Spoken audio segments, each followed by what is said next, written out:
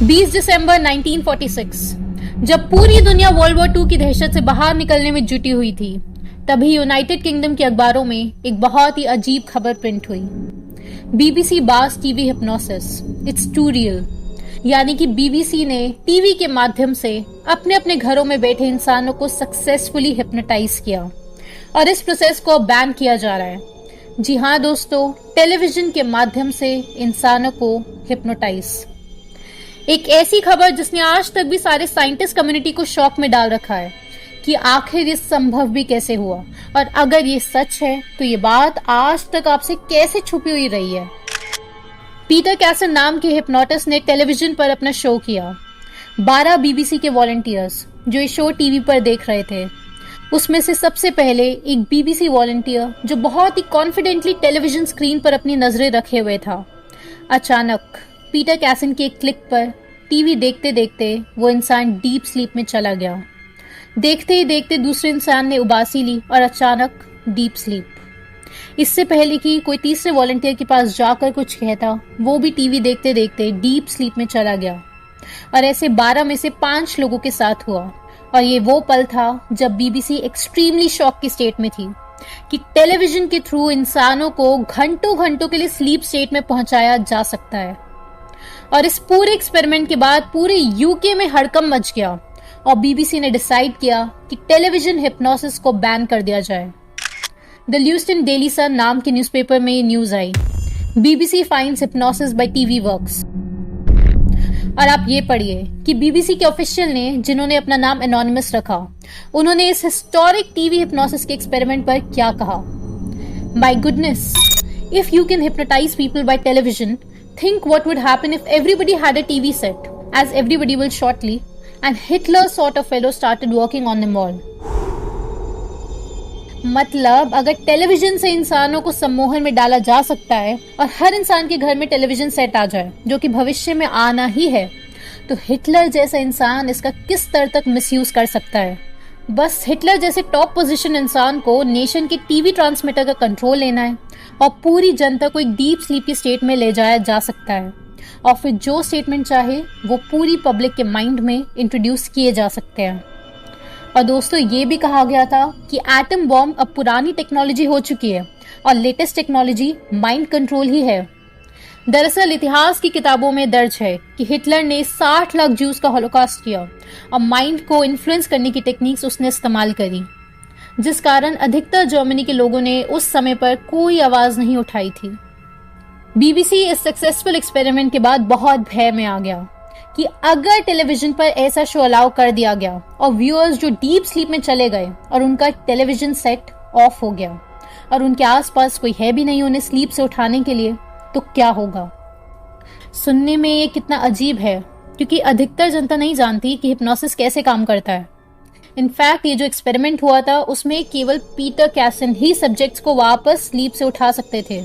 बाकी लोगों के उठाने पर सब्जेक्ट्स कुछ भी रिस्पॉन्स नहीं दे रहे थे। मॉन्टेगमेरी प्रेस, असल में उस समय पर बहुत ही कम लोगों के पास टेलीविजन सेट उपलब्ध होता था। यहाँ पर न्यूज आई कि several watching TV made hypnosis victims. कुछ लोग जो डार्क रूम में बैठकर उस समय टीवी देख रहे थे, वो भी डीप स्लीप में चले गए। वो भी तब जब मिस्टर कैसन उन व्यूअर्स को एड्रेस कर भी नहीं रहे थे, तब भी। द गार्जियन की हेडिंग देखिए, नो टू टेली हिप्नोसिस। तो जिस समय हार्डली किसी इंसान के पास टेलीविजन हुआ करता था, उस समय पर ही ये टेस्ट सक्सेसफुली किए जा चुके थे। December 24, 1946, Birmingham News. Hypnotism via TV now proved fact. The Examiner. Hypnotism by radio. इसमें लिखा था कि रेडियो से भी एक्सपेरिमेंट्स पहले किए जा चुके हैं। अब आप हमारे साथ चलिए 29 साल और पहले चलिए।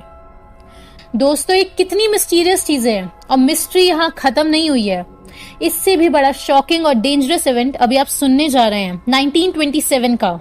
और उसके बाद आप अपनी अपनी कल्पना से बताना कि वो टेक्नोलॉजी आज 100 साल बाद किस लेवल पर पहुंच चुकी होगी। 18 जनवरी 1927 न्यूज़पेपर में छपा ये ऐड देखिए, डॉक्टर विष्णु का live hypnotism show by radio. और अगले दिन 19 जनवरी 1927 को न्यूज़पेपर में एक खबर पब्लिश हुई, विष्णु इज सक्सेसफुल। एक लेडी जिसे रेडियो के थ्रू हिप्नोटाइज किया गया और 24 घंटों तक वो स्लीप में थी। फिर 24 घंटों बाद उसे हिप्नोटिक स्टेट से बाहर लाया गया और वो भी रेडियो के ही थ्रू। उस स्त्री को नहीं पता उसका एक दिन कहाँ गया। दोस्तों, अभी तक तो आपने हिप्नोटिज्म वाइट टेलीविजन देखा था, जहां ऑडियो और वीडियो दोनों है। लेकिन जो डॉक्टर विष्णु ने किया, उन्होंने सिर्फ आवाज के माध्यम से दूर बैठी एक लेडी को हिप्नोटाइज कर दिया। और ये भी आप क्लियर हो जाए कि टीवी और रेडियो और आपके मोबाइल में ज्यादा फर्क नहीं है। कुछ ही महीनों बाद मार्च में द डेली हेराल्ड में एक बहुत ही अजीब खबर छपी, जिससे काफी लोग दहशत में आ गए थे कि radio hypnosis will be tried.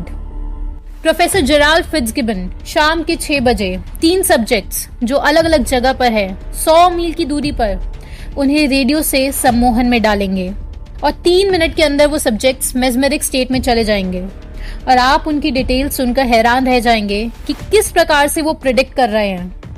जो उन्होंने लिखा हम आपको हिंदी में बता देते हैं कि जो सब्जेक्ट्स हैं वो पहले हंसेंगे, रोएंगे, फिर उनका शरीर कैटेलिप्सी की स्टेट में पहुंच जाएगा, यानी कि शरीर अकड़ जाएगा। उसके बाद उनके ऊपर 2 लोग खड़े होंगे और जब वो सब्जेक्ट एक कागज पर सरेंडर लिखेंगे तो वो सब्जेक्ट्स हिप्नोसिस से बाहर आ जाएंगे। अगले दिन न्यूज़पेपर में खबर छपी कि उनका ये टेस्ट सक्सेसफुल रहा। सब्जेक्ट्स ने वैसे ही रिस्पॉन्ड किया जैसे जैसे उन्हें कमांड्स दी जा रही थी।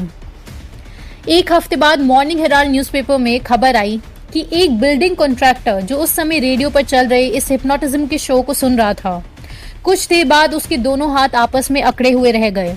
जब तक डॉक्टर फिट्जगिबन ने उसे रिलीज करने को नहीं कहा, तब तक उसके हाथ ऐसे ही रहे थे। उसके बेटे ने बहुत ट्राई किया उसके हाथों को अलग करने का, लेकिन वो नहीं कर पाया। तो वो थैंकफुल है कि रेडियो कम्युनिकेशन नेटवर्क उस समय सही था और वो अपने हाथों को अलग कर पाए। आखिर ये प्रोफेसर जेराल्ड फिट्जगिबन है कौन? ये वो इंसान है जो प्रोफेसर विज के नाम से फेमस हो रहे थे। इन्हें अलग अलग कंपनीज हायर करती थी बड़े बड़े स्टेज शोज के लिए, बैंकर्स को अम्यूज करने के लिए। अब आप सोच के हमें बताएं कि जब 1927 से रेडियो के जरिए सम्मोहन की इतने भीषण एक्सपेरिमेंट्स चल रहे थे, तो यूएस की सीक्रेट एजेंसी CIA आज 2022 में इसे किस स्तर तक ले गई होगी, क्योंकि इस प्रयोग के लिए रेडियो से कहीं गुना ज्यादा शक्तिशाली आपका मोबाइल फोन है। आप ये पढ़िए, जनवरी 1980, ex CIA doctor Milton Kline, जो CIA के साथ ऐसे कई एक्सपेरिमेंट्स में काम कर चुके हैं ऑलरेडी, वो चेतावनी देते हैं कि CIA को ये हिप्नोसिस के एक्सपेरिमेंट्स को लिमिट कर देना चाहिए। उन्होंने खुलासा किया कि CIA मिलियंस ऑफ डॉलर्स खर्च कर रहा है ब्रेन वॉशिंग एक्सपेरिमेंट्स करने के लिए।